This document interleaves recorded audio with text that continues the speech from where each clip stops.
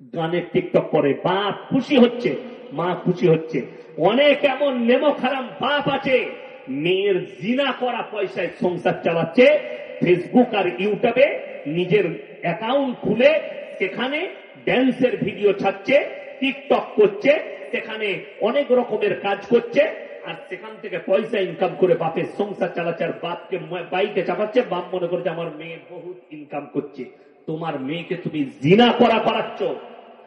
এক সপ্তাহ আগে ধরা পড়েছে একজন ভালো টিকটকার, ইউটিউবার, সে ইউটিউব করতো, বাপ বেটা মেলে একটা মেয়েকে শ্লীলতাহানি করেছে, জেলে ভরেছে। তাদের মোবাইল খুললেই দেখতে পাবেন, কলকাতার না 24 পরগনার, তাদেরকে ধরে জেলে ভরেছে।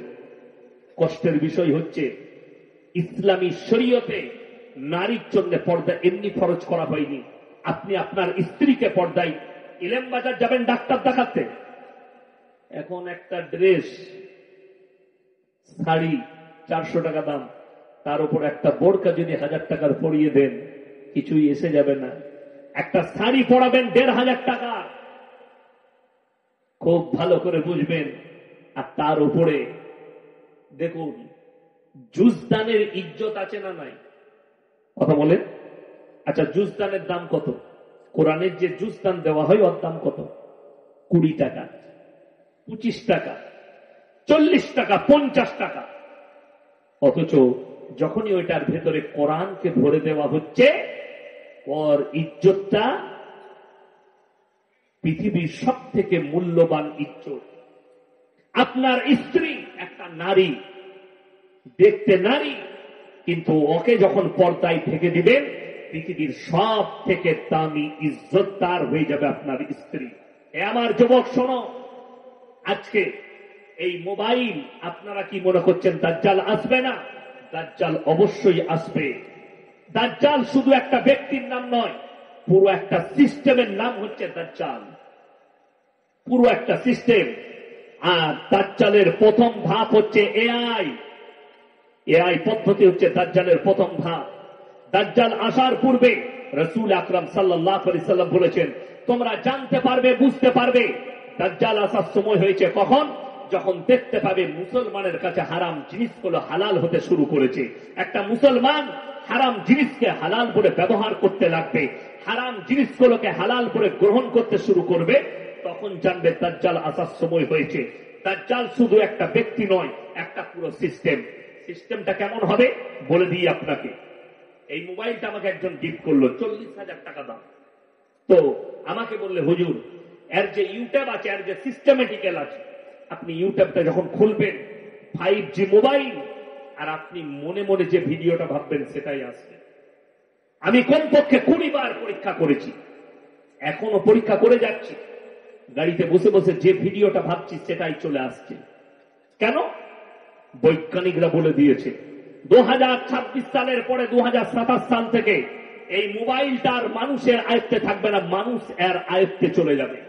দাজ্জালের সিস্টেমেটিক্যাল শুনেলেন কি হবে?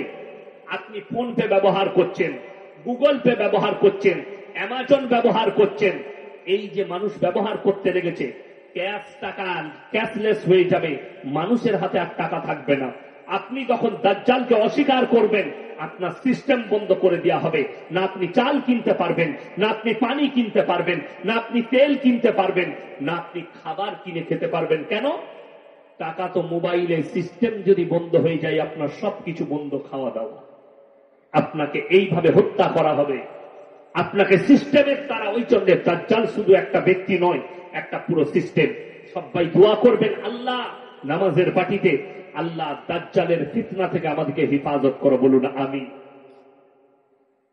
সব থেকে আল্লাহর কাছে দ্বিতীয় নম্বর নিকৃষ্ট পাপ, ওয়ালা তাকতুলু আওলাদাকুম খাশিয়াতা ইমলাক নাহনু নারযুকুহুম ওয়া ইয়্যাহুম।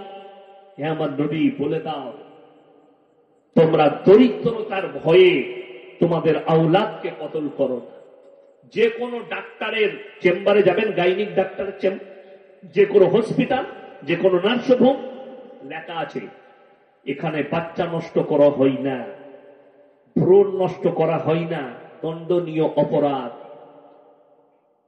অনেক মুসলমান সে কিভাবে পেটের বাচ্চা অনেকজন। আমি সেদিনে 4 মাস না 5 মাস আগে দেখলাম আমাদের পশ্চিম বাংলায় একজন ব্যক্তি 5 বছরের, কোন ধর্মের জানি না, 5 বছরের বাচ্চা আছে বেটা, তার কোলে সুন্দর ফুটফুট একটা মেয়ে জন্ম নিয়েছে। মা রান্না করছে, মেয়েকে ঘুম পড়িয়েছে বিছানায়, বাপ বাড়িতে ঢুকেছে, মেয়েটাকে দেখেছে। মেয়েটা দেখে তার কি মনে হয়েছে, মেয়ে পয়দা হলো, মেয়ে পয়দা। সেই মেয়েকে পাটা ধরে জাইলা দিয়ে পুকুরে ছুড়ে দিয়েছে, পেছনে প্রচুর পুকুর ছিল, মারা গেল। মা স্বামীর নামে কেস করেছে, প্রশাসন তাকে অ্যারেস্ট করেছে। শুধু এটা নয়, বর্ধমান ডিস্ট্রিক্টের কেস, একজন বিহারের হোক অন্য জেলার হোক, ভদ্র মহিলা বর্ধমানে প্রেগনেন্ট, ভর্তি হয়েছে, বাচ্চা হবে নার্সিংহোমে, বাচ্চাও প্রসব হয়েছে। কি হয়েছে, মেয়ে ছেলে পয়দা হয়েছে। সেই ভদ্র মহিলা নার্সিংহোমের মালিককে বলছে, এটা আমার 4 নম্বর মেয়ে,